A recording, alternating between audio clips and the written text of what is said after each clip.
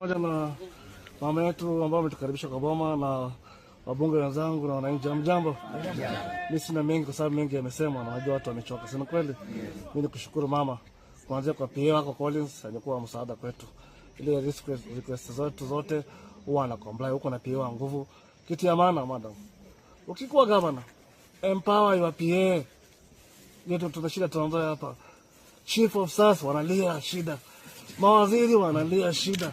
Directors wanalia shida. Madereva ya mawaziri wanaomba. Mapie, machifu wanaomba.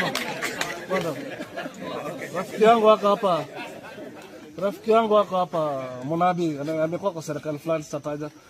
Wakati nilikuwa ukiona waziri au haja ya kuona governor. Waziri amekuwa empowered, mambo yanakuishia kwa department. Ule mama ambaye anataka school fees, akiona waziri education anakuwa sorted. Ule mama ambaye amekosa dawa, akiona chief of staff health anakuwa sorted. Sio kupanga laini kwa governor. Tuanze kusaidiwa na governor.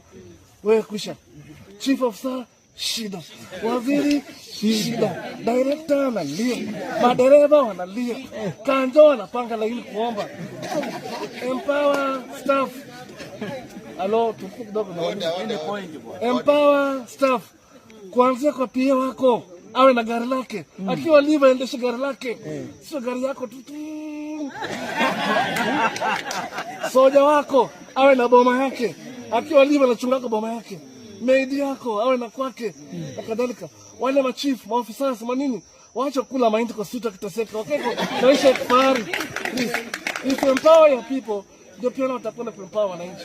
Sasa kama chief of staff anateseka, chief of staff analia, waziri analia, je, mimi mwananchi? Nashukuru, Mungu awabariki.